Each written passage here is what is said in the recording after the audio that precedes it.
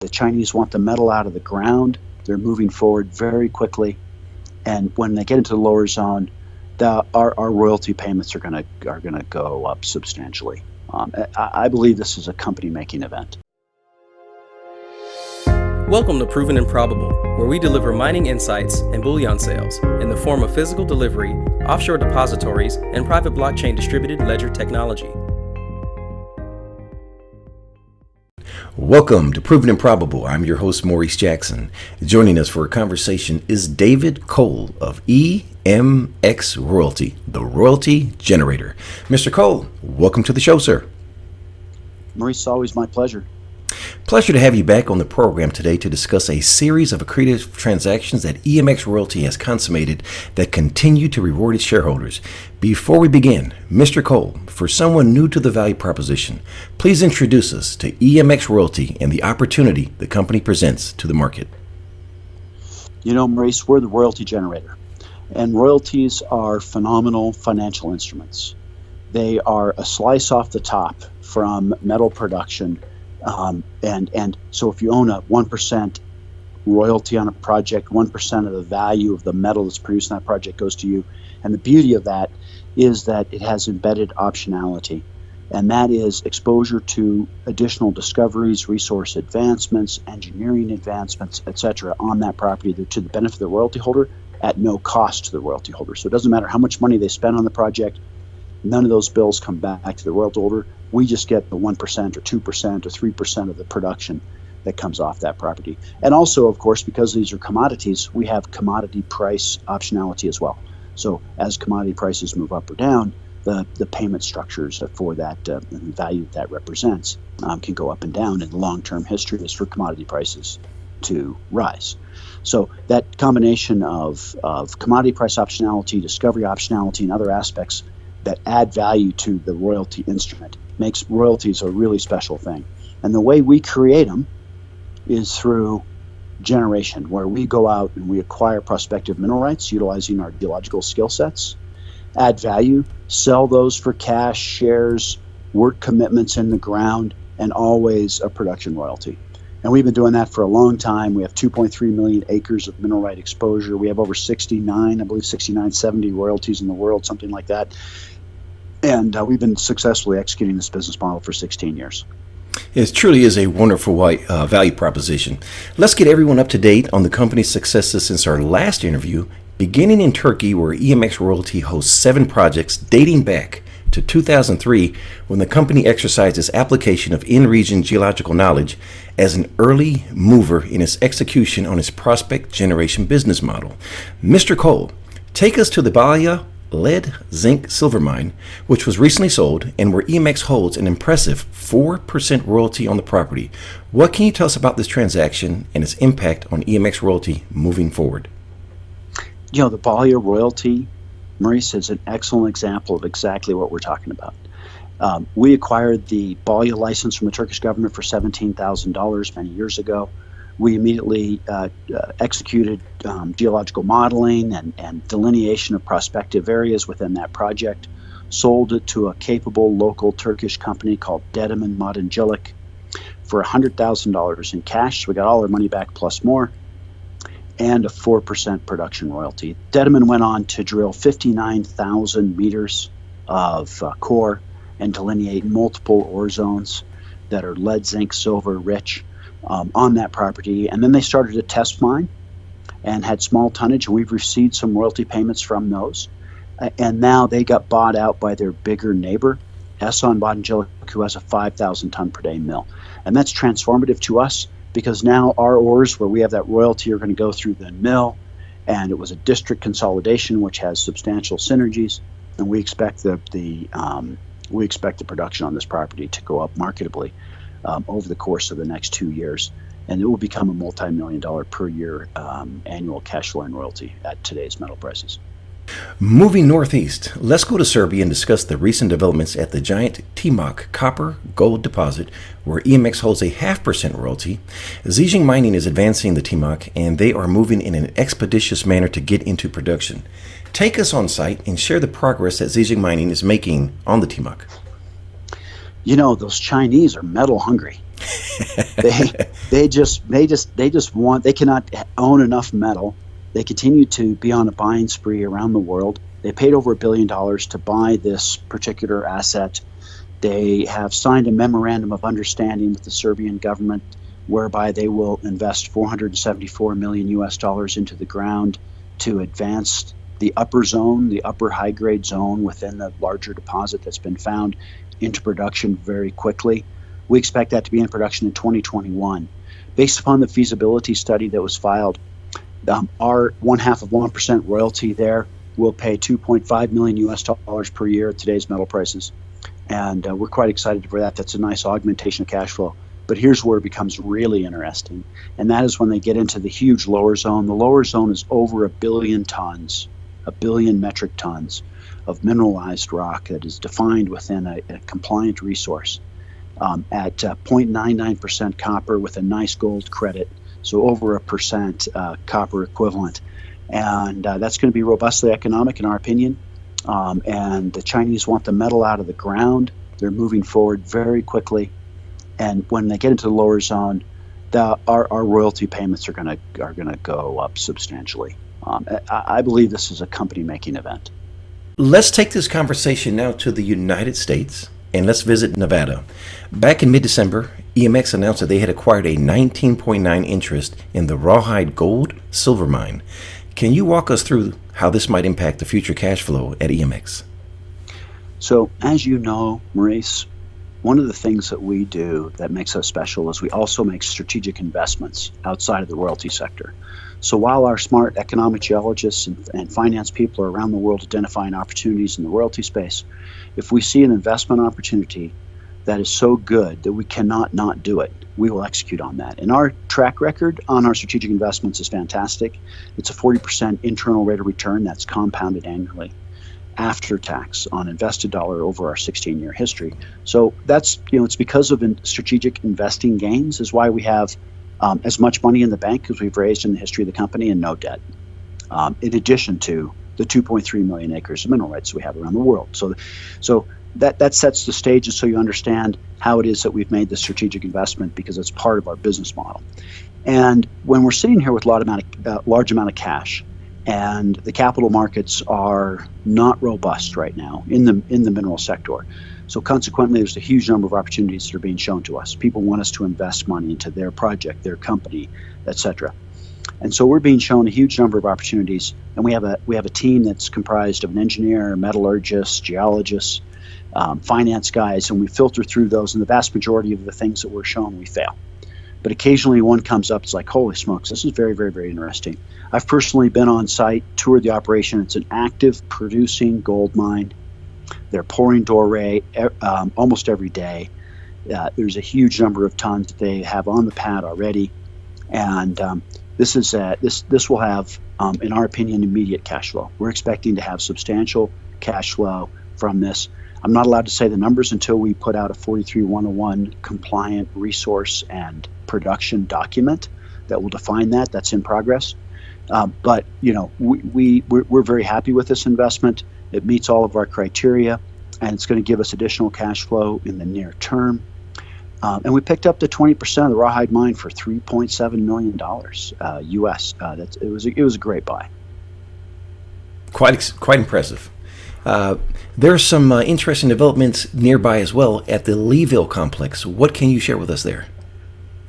So we've had the 1% royalty over Leeville. That's a producing mine for a number of years now. It's paid $13 million US to us already in the time that we've owned that royalty.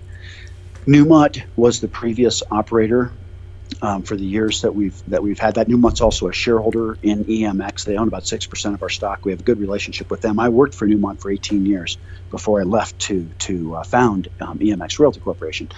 In fact, I was early in my career. I was involved in discovery of the Leeville deposits, and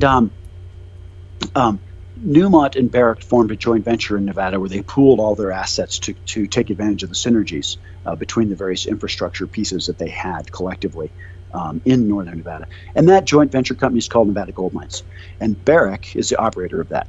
So when Barrick took over operation of all the assets, including Leeville, as they managed Nevada Gold Mines, they came out with a new PowerPoint presentation where they were discussing the resource potential, and they call it drill indicated resource potential on the Leeville property as well as other properties within the portfolio. In that document, and that document is publicly available on the Nevada Gold Mines website, they discuss Leeville in multiple places within their PowerPoint presentation. It seems to be something that they're very bullish on. And they delineate a large new zone that is drill indicated, and they show the assays from the drill holes. They show the stratigraphy with respect to where the gold mineralization is, and they talk about the total endowment of the whole region. We can extrapolate based upon the footprint of our royalty relative to the entire Leeville complex, and we would estimate that what Barrick is suggesting is that there's 10 million ounces in resource potential total. That would include the reserves, the resources, in addition to the drill indicated resource potential that's the terminology that they use on our property. And so we're extraordinarily happy about that. That's why we originally acquired that 1% royalties, because we believe that there was excellent exploration and development potential on that property. I will point out that Newmont completed a $300 million new shaft to enhance the underground infrastructure within the Leeville complex a few years ago. So, it's a property that these very large gold companies take extraordinarily seriously, and we're delighted to be a royalty holder on that. Finally, let's visit Alaska, where EMX took a strategic position in Millrock Resources to advance the formerly known Goodpaster project, now known as the 64 North project. Do you have any updates to share with us? Well, that's another example of us thinking laterally with respect to how to execute our business model, Maurice. And Greg Beischer, who's doing a great job of running Millrock, he was out of money, and he had some excellent ideas about properties to acquire based upon their astute geological acumen. And he came to us. He says, "Dave, I've got great ideas. I just need a few bucks." I said, "Let's do it." So we invested money into his company at above the stock pricing. So we got shares for doing that, in addition to royalties on the projects of which they acquired with that money. And that put us in a situation where we ended up with 233,000 acre percent, which is the number of acres of mineral rights times the percent royalty, and the royalty percentages vary block to block. That map is available on the website. But it put us in a position where we've got a nice royalty over a growing gold district in Alaska. And then subsequent to doing that deal, we're delighted to be now strategic shareholders in Millrock. We think they do great work.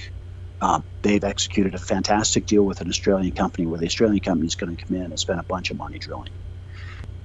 I'm not sure exactly how much it is. I think it's $10 million per year for the next 3 years. It's a salient amount of money. Let's look at some numbers. Mr. Cole, please provide us with the current capital structure for EMX Royalty. So we're sitting here with $81 million in working capital as of our last quarterly report. That's in Canadian dollars. That would include $74 million in cash, no debt. We have no debt in the books. So we're in fantastic shape. That's roughly all the money I've raised in the history of the company, Maurice, in addition to our whole portfolio. And it's definitive. That's definitive that the business model works, right? We've got all the money we've raised in the history of the company, plus the whole mineral rights portfolio. I've noticed something as well, Mr. Cole. A lot of insider buying. Can you talk to us about who's buying shares? Well, here we are with a substantial percentage of our market cap in cash, let alone all these great royalties and mineral assets we have around the world. And in my view, we've been substantially undervalued now for years. And that's why I've been in the market buying. I've been buying for 4 years, and all my trades are reported, of course. I'm just delighted to continue to increase my percentage ownership in the company. I'm up to 4% fully diluted now, and I'm very bullish. I'm in on this. Well, it speaks volumes when you, the CEO, the president, you're actively buying at current prices. That speaks volumes to the market, and it certainly does for me. I too I'm an active buyer myself. Looking forward, Multi-layered question. Yes, sir. What is the next unanswered question for EMX Royalty? When can we expect a response, and what determines success? So one of the most frequent questions that I'm placed with right now is, what are you going to do with all the money in the bank? And you've seen a recent example. You know, we put $3.5 million to work by buying the 20% interest in the Rawhide gold mine. And we have a plethora of other opportunities that we're continuing to evaluate. And we're focusing on current cash flow. We're focusing on cash flowing royalties and other cash flow opportunities to enhance our top line, whilst we're waiting for things like Timok to come into production and Balya to come into full-scale commercial production, which will occur over the course of the next 2 years and be transformative to our top line. And we would like to augment that sooner rather than later with additional purchases of cash flowing assets. That doesn't mean that it will for sure happen, but it certainly is what we're looking for. So one of the main questions I'm asked is how you can allocate that money, and I can't say how I'm going to allocate it until it's done, but our track record is good at allocating capital astutely. You certainly have a proven pedigree of success. So thank you for that. Well deserved, sir. Last question. What did I forget to ask? Well, you're always pretty good at covering the bases, Maurice, but I can't think of anything specifically. I will say that we're just delighted to see some of the traction that we've had in the marketplace over the course of the last few months. The stock price has performed nicely. I know I've got some new funds that are in there buying the stock that are looking for value situations, and I'm always pleased to see that. Mr. Cole, if investors want to get more information about EMX Royalty, please share the website address. That's emxroyalty.com. For direct inquiries, contact Scott Close at 303-973-8585. That number again is 303-973-8585. Or you may email sclose@emxroyalty.com. EMX Royalty trades on the TSXV symbol EMX and on the New York Stock Exchange symbol EMX. And just for the record, for the second year in a row, for every bullion purchase I make this year, I plan on matching in shares in EMX Royalty. EMX Royalty is a sponsor of Proven and Probable, and we're proud shareholders for the virtues conveyed in today's message. And as a reminder, I'm a licensed representative for Miles Franklin Precious Metals Investments, where we provide a number of options to expand your precious metals portfolio, from physical delivery, offshore depositories, precious metal IRAs, and private blockchain distributed ledger technology. Call me directly at 855-505-1900, or you may email Maurice@milesfranklin.com. Finally, please subscribe to Proven and Probable.com, where we provide mining insights and bullion sales. David Cole of EMX Royalty, thank you for joining us today on Proven and Probable. The information presented on Proven and Probable is provided for educational and informational purposes only, without any express or implied warranty of any kind, including warranties of accuracy, completeness, or fitness for any particular purpose. The information is not intended to be and does not constitute financial, investment, or trading advice, or any other advice. You should not make any financial, investment, or trading decision based on any of the information presented without first undertaking independent due diligence and consultation with a professional broker or competent financial advisor.